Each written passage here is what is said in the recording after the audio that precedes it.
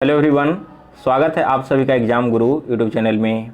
दोस्तों, आज हम लोग इस वीडियो में इंग्लिश का प्रैक्टिस पेपर सॉल्व करेंगे। हमारे साथ आप भी क्वेश्चंस को सॉल्व करते चलिए और वीडियो के लास्ट में हमें बताइएगा कि आज आपने 20 में से टोटल कितने क्वेश्चन सही किए हैं। और दोस्तों, अगर आपको इन सारे मॉक टेस्ट का PDF डाउनलोड करना है तो PDF आपको हमारे टेलीग्राम ग्रुप में मिल जाएगा। टेलीग्राम ग्रुप का लिंक नीचे डिस्क्रिप्शन बॉक्स में दिया गया है। वीडियो स्टार्ट करने से पहले दोस्तों, एयरफोर्स 2020 एग्जाम के लिए वाई ग्रुप का 5 इंपॉर्टेंट मॉक टेस्ट तैयार किया गया है। इन मॉक टेस्ट में दिए गए सारे क्वेश्चंस एग्जाम के पैटर्न के अकॉर्डिंग हैं और ऐसे ही प्रश्न आपसे परीक्षा में भी पूछे जाएंगे। तो अगर आपने अभी तक इस मॉक टेस्ट को परचेज नहीं किया है तो लिंक डिस्क्रिप्शन बॉक्स में दिया गया है। आप एग्जाम से पहले एक बार इसे परचेज करके ज़रूर सॉल्व करें। और चलिए आज का प्रैक्टिस पेपर स्टार्ट करते हैं। सो गाइज, यहाँ पर क्वेश्चन नंबर 1 से 4 तक पैसेज वाले क्वेश्चंस हैं और उसे हम लास्ट में सॉल्व करेंगे। तो स्टार्ट करते हैं क्वेश्चन नंबर 5 से। 5 क्वेश्चन में आपको साइटेड का सिनोनिम बताना है। आपको बताना है कि साइटेड का सिमिलर वर्ड कौन सा होगा। सबसे पहले समझिए साइटेड कहते किसे हैं।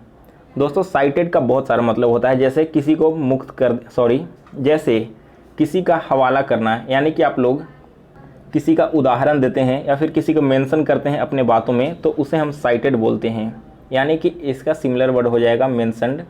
ऑप्शन डी इस क्वेश्चन का करेक्ट आंसर है। यहाँ ऑप्शन ए है क्लैरिफाइड। क्लैरिफाइड का मतलब है दोस्तों स्पष्ट करना, किसी भी चीज़ को बिल्कुल क्लियर करना। बी ऑप्शन में है इम्प्रूव्ड, जिसका मतलब है किसी को बेहतर करना। और सी ऑप्शन है स्टार्टेड, मतलब शुरू करना। अगला प्रश्न देखिए 6 नंबर। यहाँ पर आपको रिडीम का सिमिलर वर्ड बताना है, रिडीम का सिनोनिम बताना है। तो देखिए, रिडीम का मतलब क्या होता है। इसका मतलब है दोस्तों किसी को मुक्ति दिलाना, किसी को छुड़ाना या फिर निष्क्रिय कर देना, यानी कि इसका सिमिलर वर्ड होगा यहाँ ऑप्शन बी रेस्क्यू। रेस्क्यू का मतलब भी होता है किसी को मुक्ति करना किसी भी चीज़ से, जो कि बिल्कुल रिडीम के सिमिलर है। ऑप्शन ए है डिसीव। डिसीव का मतलब है दोस्तों किसी को ठगना। ऑप्शन सी है एक्सटेंड, जिसका मतलब है बढ़ाना।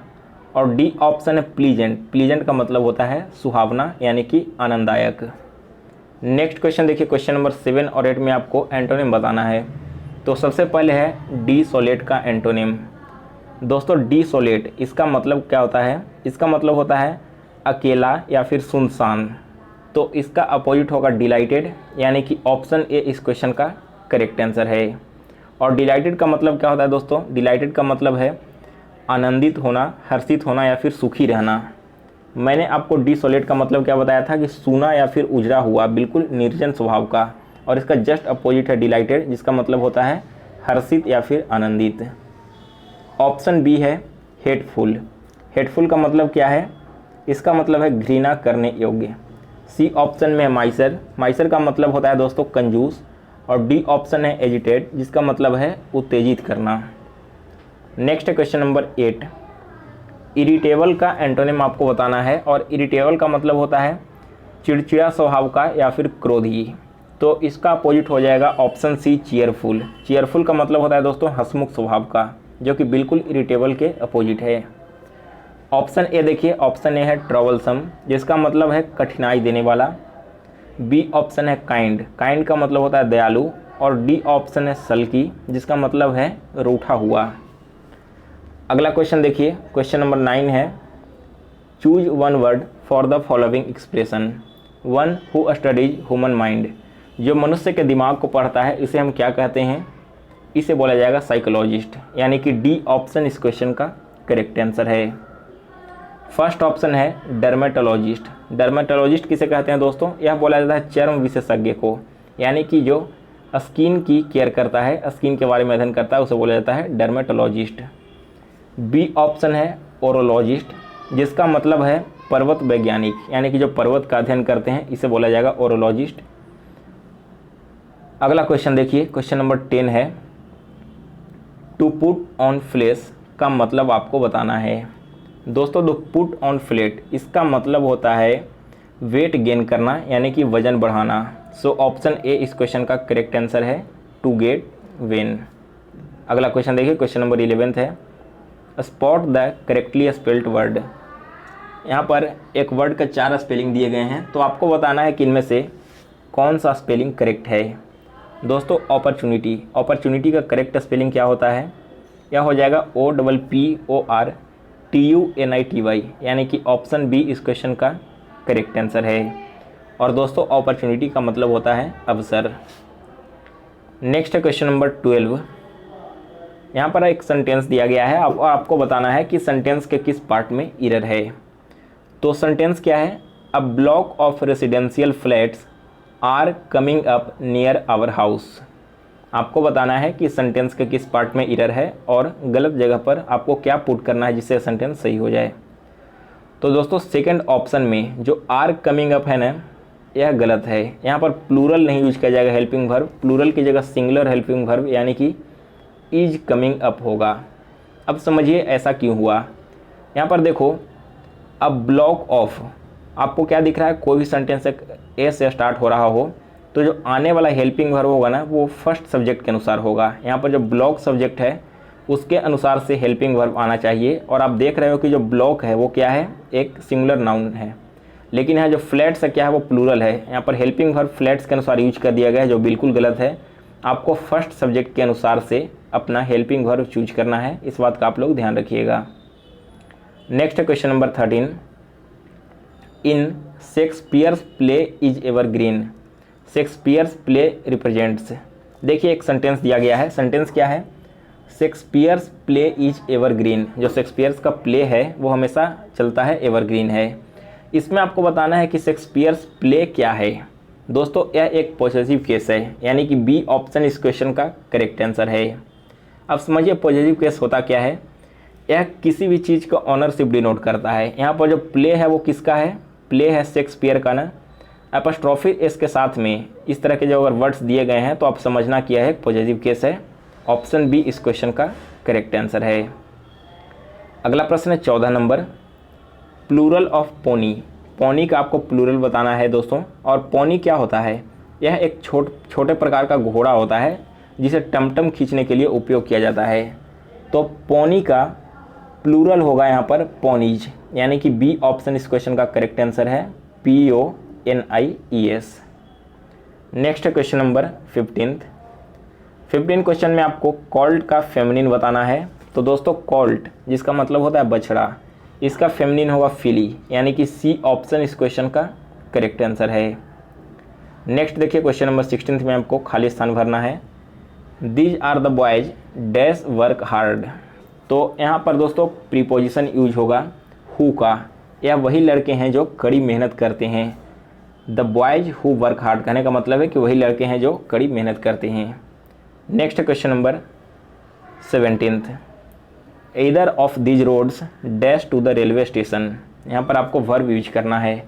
तो ध्यान रखना सेंटेंस स्टार्ट हो रहा है ईदर के साथ में, तो हमारा जो आने वाला वर्ब होगा वो भी हमेशा से सिंगुलर फॉर्म में होगा, यानी कि हम यहाँ पर लीड्स वर्ड का उपयोग करेंगे। सो बी ऑप्शन इस क्वेश्चन का करेक्ट आंसर है। यहाँ पर दोस्तों लीड क्या है? प्लूरल फॉर्म है और लीड्स सिंगुलर फॉर्म होता है। नेक्स्ट क्वेश्चन देखिए क्वेश्चन नंबर 18 है। All dash people ought to be better. देखिए यहाँ पर सच का यूज किया जाएगा, all such people ought to be better, यानी कि दोस्तों जितने भी ऐसे पीपल हैं यहाँ पर वो सारे के सारे क्या हैं? बेहतर हैं। Next question number 19। One must not boast of dash on success. तो देखिए यहाँ पर सी ऑप्शन का यूज किया जाएगा वंस का। सेंटेंस क्या होगा? One must not boast of one's own success, यानी कि अपनी उपलब्धि का कभी भी घमंड नहीं करना चाहिए। और लास्ट क्वेश्चन है 20 number. The river flows dash the bridge. नदी क्या है? ब्रिज के नीचे से बहती है ना, यानी कि अंडर प्रीपोजिशन का हम लोग यूज करेंगे। ऑप्शन बी इस क्वेश्चन का करेक्ट आंसर है। गाइस जब चलिए लास्ट में हम पैसेज वाले क्वेश्चंस को भी देख लेते हैं। तो सबसे पहले आप लोग वीडियो को रोकिए और इस पूरे पैसेज को खुद से पढ़ लीजिए, फिर इसके क्वेश्चंस को हम लोग देखेंगे। आपके सामने में पैसेज ओपन है, आप लोग वीडियो को रोक करके इस पूरे पैसेज को पढ़िए, फिर क्वेश्चंस को सॉल्व करते हैं। सो गाइज आपने यहाँ पर पैसेज को पढ़ लिया होगा, तो चलिए अब इसके क्वेश्चंस देखते हैं। फर्स्ट क्वेश्चन है what was dress rehearsal of the freedom movement. जो फ्रीडम मूवमेंट हुआ था इसका ड्रेस रिहर्सल क्या था?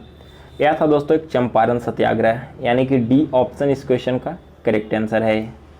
देखिए इसका आंसर आपको यहाँ पर मिलेगा a dress rehearsal for the oncoming freedom movement, यानी कि जो आने वाला फ्रीडम मूवमेंट था उसके लिए एक ड्रेस रिहर्सल किया गया, which came to be known as Champaran Satyagraha, जो कि आगे चलकर चंपारण सत्याग्रह के नाम से प्रसिद्ध हुआ। सेकंड क्वेश्चन है, according to the passage Rajendra Prasad was, passage के अनुसार राजेंद्र प्रसाद क्या थे?